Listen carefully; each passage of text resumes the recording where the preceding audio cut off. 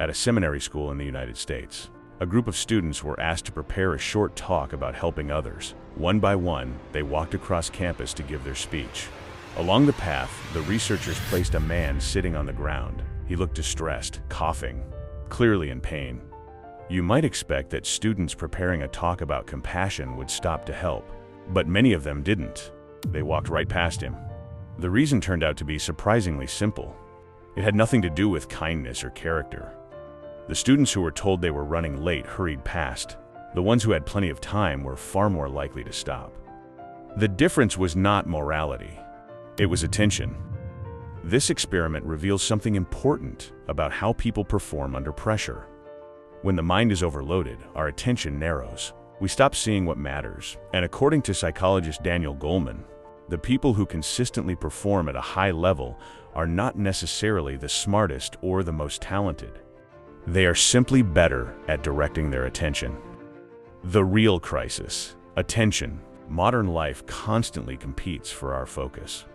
Notifications light up our phones. Messages arrive every few minutes. News updates, emails, social media feeds. Information flows toward us all day long.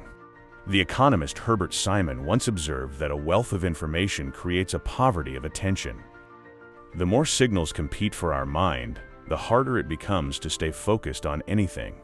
You can see this everywhere. Someone driving while checking their phone.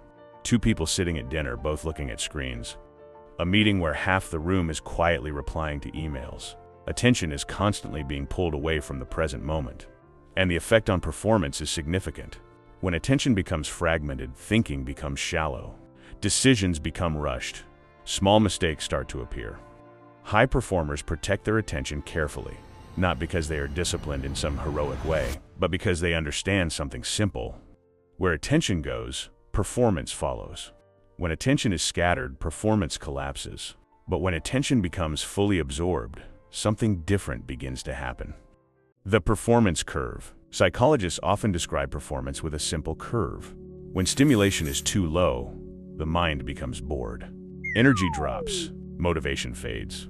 When pressure becomes too high, the opposite happens. Stress floods the system. Thinking becomes chaotic.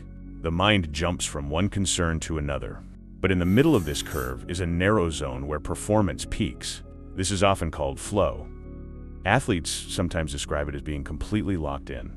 A musician might say the music starts playing itself. Surgeons performing complex operations often report the same feeling. Time seems to disappear. Attention becomes fully absorbed in the task. During one operation, a neurosurgeon described working in such intense focus that he failed to notice something dramatic happening around him. Part of the ceiling in the operating room had collapsed during the procedure. He only learned about it afterward. His attention had become so narrow and so precise that everything outside the task simply faded away. Flow is not a mysterious state reserved for elite performers. It appears whenever challenge and skill meet at the right level, and attention is fully engaged. But attention itself has different directions. According to Daniel Goleman, high performers learn to use three forms of focus. Three types of focus. The first is inner focus. This means understanding the signals coming from your own mind and body. Subtle feelings often guide important decisions, even when we don't notice them directly. One famous neurological case involved a lawyer who sustained damage to a small area connecting emotional signals with rational thinking. His intelligence remained intact. He could analyze problems perfectly well, but he became unable to make decisions. Even simple choices became overwhelming. Should he schedule a meeting in the morning or afternoon? What route should he take to work? Every option looked equally reasonable. Without emotional signals guiding attention, the decision process stalled. High performers tend to combine analysis with intuition. They listen to the quiet signals that tell them when something feels right or wrong. Filmmaker George Lucas once faced a moment like this while producing Star Wars. At the time, few people believed the project would succeed. Studios were skeptical. The concept seemed risky, but Lucas trusted his instinct about the story he wanted to tell. Sometimes high performance begins with that inner signal.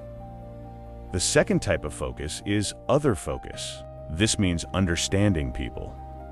Great performers, especially leaders, tend to read emotional signals in others quickly and accurately. Psychologists often describe three forms of empathy.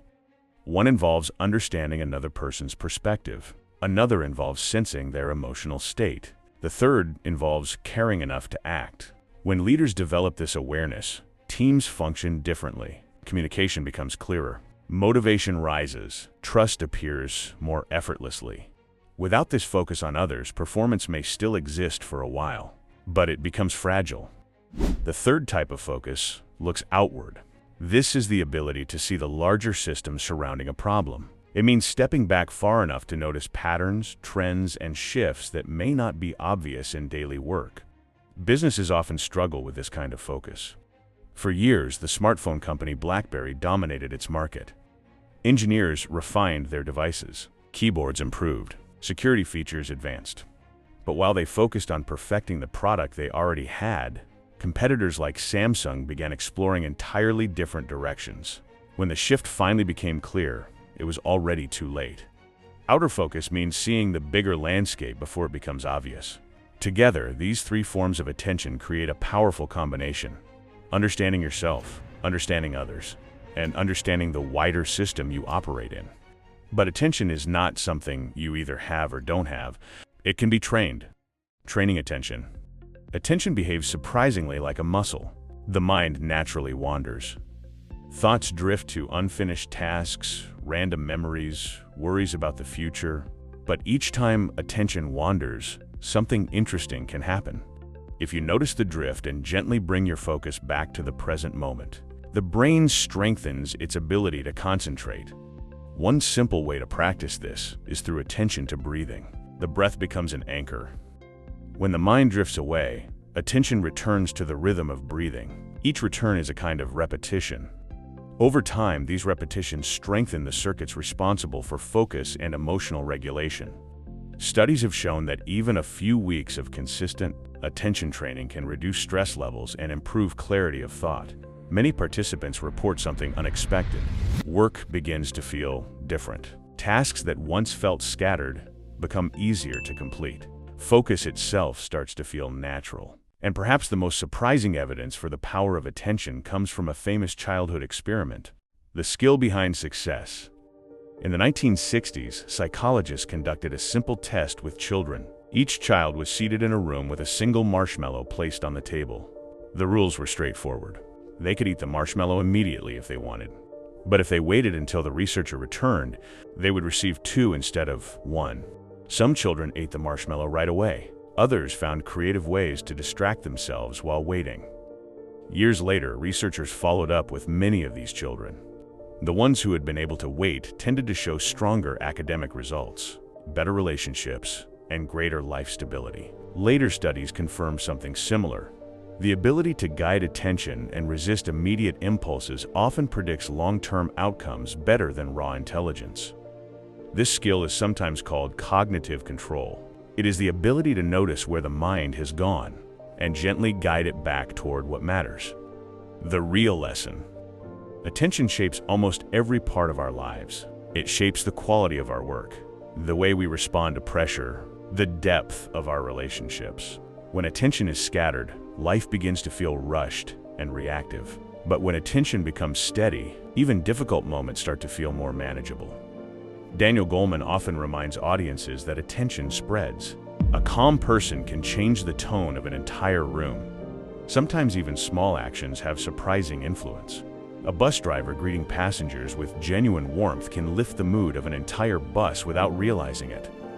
Focus spreads in the same quiet way. High performance rarely begins with dramatic changes. More often it begins with something small and almost invisible. Simply deciding where attention belongs and returning to it again and again.